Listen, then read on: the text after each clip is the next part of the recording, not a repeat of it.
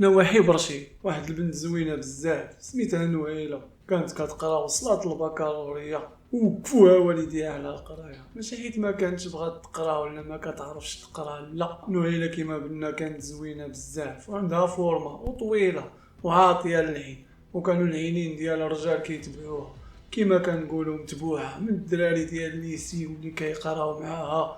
هي كانت بنت عفيفه من المدرسه للدار ومن الدار للمدرسه، وكتوقف مع صحاباتها مرة وما عندهاش مع التصاحب، شادة تقارها ومعروفة على نويلة كانت صادقة وكتعاون ماماها في الدار، ولكن شحال من وحدة كانت ظريفة وخرج عليها زينة وصحاباتها وغيرها زينة وضحك عليها. أسامة ولد عائلة كبيرة، كان ديما كيجي حدا الليسي وكيتبع نويلة، مرة بالموتور مرة بالطوموبيل ديال باباه، حيت بابا معروف في برشيد وعنده نفوذ كتيرة وكلشي كيعرفو. كان ديما لاصق فيها، اليوم غدا تيصيفط ليها وما بغاتش تراكا ليه في الاول، في الاخير قدر يطيحها، ما قدرتش تقاوم داك التحكار ديالو وتصاحبات معاه وبدات كتمشي معاه لواحد الدار ولات متعلقه به. اليوم غدا حتى حملات منه وجابت الربح. هنا نهيله دارت بها الدنيا وما عرفت ما دير ولي من تشكي وخلات عندها داك السر، ولكن حتى لين نهيله تبقى مخبياه. الكرش بدات كتكبر وهي تقرر تقولها لماما، وهي تقرر امها واللي سميتها امي فاطمه تجلسها من المدرسه باش ما تفضحش، تعرفوا اش خاصهم يديروا، واش يمشيو للقضاء يدعيهم للفعله، كيشوفوا غادي يدعيو جبل وسما بابا عنده نفوذ ولاباس عليهم وزيد الشوها. المهم بقات نهيله وماماها كيفكروا كيفاش يخرجوا من هاد المحنه، وخبات على كاع اللي كاين في الدار وبدات كتلبس نهيله حوايج عراض باش ما تبانش الكرش، ونهيله بدات غير جالسه ما كتتحركش بزاف، خصوصا الا كان باباها في الدار وخوتها الكبار.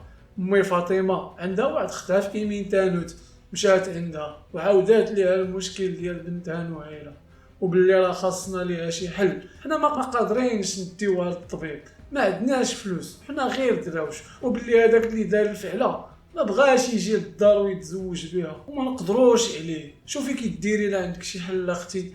قالت لها اختها جيبيها عندي تجلس معايا وقولي لهم راهي عند خالتها خدامه معاها وكتعاونها بحكم خالتها كدير داكشي ديال الخياطه وداكشي اللي طرا. جات نهيله وجلسات مع خالتها وهي تتفق معاها باللي غادي تمشي تولد في السبيطار ديال الولاده في اكادير، وغادي تعطيهم السميه ديال خالتها اللي سميتها رقيه، حيت ما بيناتهمش بزاف في العمر، كتبان نهيله كبيره كنت خالتها بحكم القلده ديالها. وبالفعل فاش شدها الوجع نهيله مشاو للسبيطار ودخلات تولد ومشات معاها امي فاطمه وخالتها. فاش ولدات نهيله جاو تولوا في السميه ديال اللي ولدات، وهي تقول لهم خالتها بلي راه ما عندهاش لاكارت، وهي تعطيهم الحاله المدنيه ديالها، حيت رقيه راه مزوجه وعندها زوج وليدات.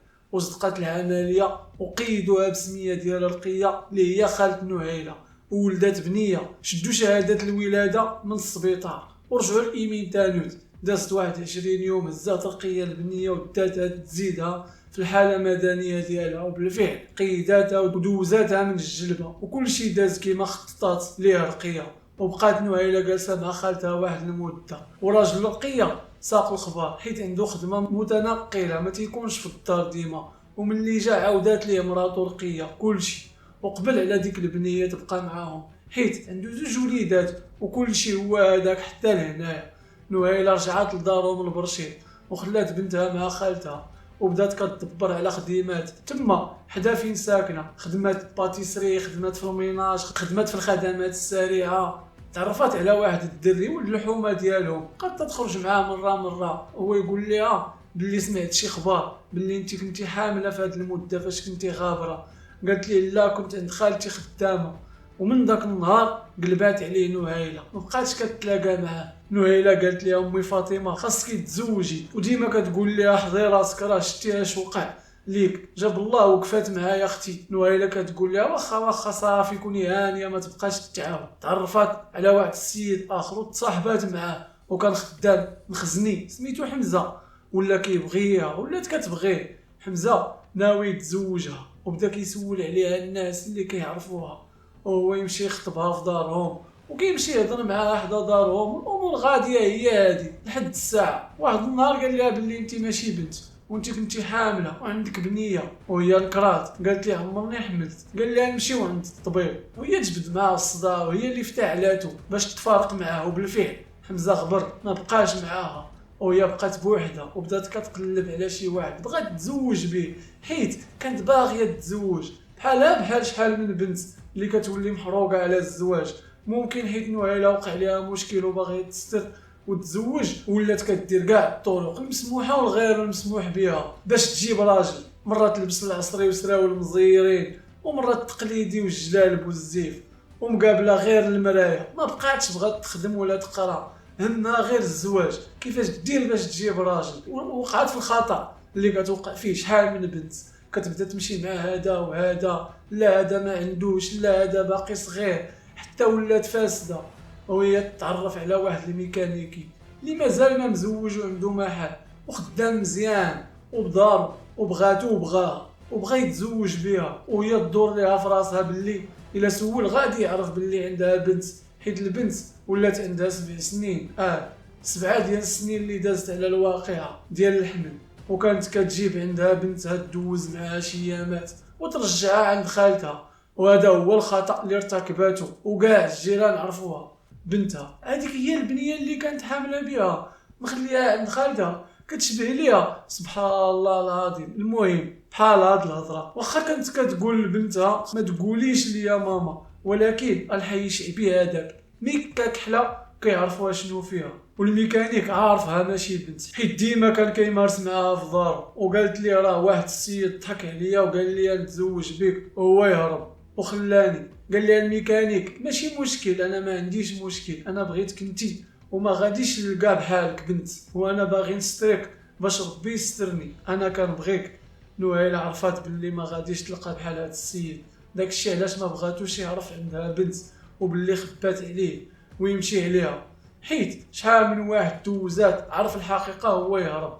وقررت واحد القرار شيطاني، الشيطان وما يطيحش عليه، قرار اللي غادي يخرج ليها على حياتها وحياة اللي عنده علاقه بها. وهو خاص ديك البنت ما تبقاش معاها في حياتها، حيت قد ما طال الزمان ولا قصر غادي يعرف الميكانيكي، حيت غادي يولي واحد من العائله وهي كتوحش ديك البنيه الصغيره، ومره كتبغي تجيبها ولا تشوفها. وهي تمشي عند خالتها الامين تانوت، قالت لها بغيت ندي ايه، حيت بنتها سميتها ايه، تجلس معايا واحد السيمانه ولا جوج، حيت كاينه واحد الحفله وغادي نديها معايا نيت لواحد العرس معروضه ليه تفوج شويه. بالفعل دادها معاها للدار ودخلاتها، ما شافها حتى واحد وما فخبرش مالين الدار باللي غادي تجيب بنتها، حتى ماماها ما فخبرهاش. وهي تطلع على الفوق البيت ديالها وهي تسد عليها، حيت نهيلة عندها بيتها الفوق بوحدها. نزلات تاكدت باللي حتى واحد ما شافها، وجلست مع مالين دارهم، عرفات باللي بوحدها اللي عارفه. وقررت تخلي ايه بالجوع داك النهار كامل ما كلاتش ايه. كتطلع عندها وكتقول لها البنيه الصغيره ماما فيا الجوع، كتقول لها المجرمه ما تقوليش ليا ماما، جلسي وسكتي. وكتسد عليها وكتخرج، والدار ديما خاويه. امي فاطمه كتخرج من الصباح حتى العشيه حيت خدامه وما كتبقاش في الدار بزاف، كتجي تنعس وغد ليه تنوض تخرج تمشي للخدمه. وكذلك الاب والخوت كلشي مشغول. وهي تمشي نوعيله للسوق وهي تجيب شي تفاح وشي عنب، وجابت معها السم ديال الفيران، وهي دهن داك الديسير كامل وبيه. على حسب الاقوال ديالها غسلات داك الديسير بالسم بلاصه الماء وطلعاتو الايه، وقالت ليها هاكي كولي راه جبت ليك الماكله. البنت ما بغاتش تاكل، واخا ماكلات نهار ونص حيت نهار ونص ما عطاتهاش تاكل. واش ما قنعهاش الديسير حيت فيها الجوع بزاف، ولا كانت حاسه بشي حاجه خايبه، الله اعلم. دات السر ديالها معاها وواقفه عليها الام القاتله كتقول لها كولي. وبالفعل كلات ايه وبدات كترد وتقيه داكشي اللي كلات. وهي تمشي الام جابت ليها الكفته وطيباتها على خاطرها ودارت فيها السم عاوتاني وطلعاتها الايه اللي لقاتها مخنوقه. كولي هادي راه غادي تولي مزيان وما تبقايش تقياه. وبدات كتاكل الايه مسكينه وكتقول ليها زيدي كولي. البنت تخنقات بداك السم ولكن ما ماتتش. وصلت العشيه البنت مازال كتنفس وهي تهز واحد الزيف نهيله وهي تخنقها به حتى ماتت وقتلاتها. ونقات البيت مزيان اللي ارتكبت فيه ديك الجريمه البشعه. وهي تجي امي فاطمه بالليل وقالت ليها نهيلة باللي البنت راها الفوق وراه ماتت. جبت ليها شي كفته وكلاتها وماتت. وطلعت امي فاطمه شافت البنت مخنوقه، قالت ليها ومالها زرقا، وعرفات باللي نهيلة قتلات بنتها. وهي تقول ليها نهيلة وصافي ماتت، واش تبقى لاصقه فيا وتابعاني في حياتي كامله، هي السبب اللي مازال ما تزوجتش. دابا جا الاول عرف ومشى، والثاني حتى هو ساق الخبر باللي انا عندي بنت وهو يهرب، وداكشي اللي طرا مع الثالث، واش انا ما نتزوجش؟ وهي تمشي عند الميكانيك، قالت ليه انا كنبغيك وانت كتبغيني وعارفك كتمشي تسول عليا، وانا راه ما عندي لا بنت لا والو. البنت اللي كانت عندي وكانت واقفه ليا في طريقي حيدتها من حياتي، وراه يلاه قتلتها، واليوم غادي يدفنوها عائلتي، وانا عارفك باللي انت عارف باللي عندي بنت وكتسول فيا. انا اليوم قتلت ديك البنت اللي تخليني ما نتزوجش بيك، وانا كنبغيك بزاف وبغيت نكمل معاك حياتي. مشات قالت كاع داكشي وقالت الحقيقه كامله للميكانيك.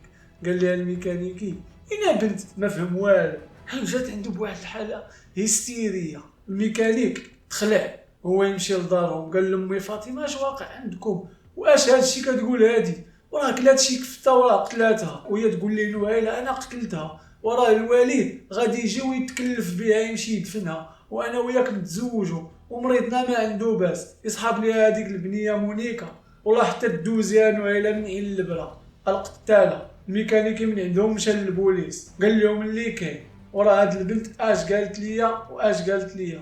ومشاو البوليس للدار ديال نهيلة، الزوج حتى لمستودع الاموات، وداروا عليها التشريح وتبين باللي بالفعل كلات السم ديال التفاح والعنب بجوجهم مسمومين، والكفته كذلك، ولكن ما قتلهاش السم. سبب الوفاه ديالها هو الخنقه اللي خنقتها ماماها، هو اللي قتلها. ومن هنا بدا البحث والاستجواب. واول سؤال هو البنت بنت من هادي، شكون باباها وامتى حملتي؟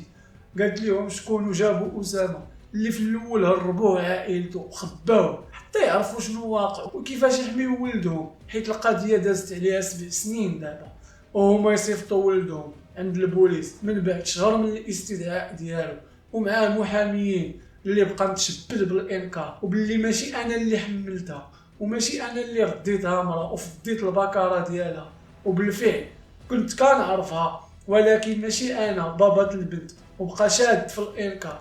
وبالفعل خرج منها كيت، حيت دازت على القضيه 7 سنين وما كايناش شي ديكلاراسيون عليه ديك الوقت، حيت لافوت ديال نهيلة هي اللي سراتو النهار الاول ودارت داكشي اللي في راسها، والقضيه تسدات وحكمات عليها المحكمه بالمؤبد، وعلى امي فاطمه ب20 سنه من اجل التستر على الجرائم والتزوير، وعلى خالتها ب10 سنين ديال الحبس من اجل الجنايه ديال التزوير، والميكانيكي ب6 شهور ديال الحبس من اجل الفساد. وهنا كتسالي الجريمه ديال اليوم. كنتمنى تكونوا بخير ونتلاقاو في جريمه واحده.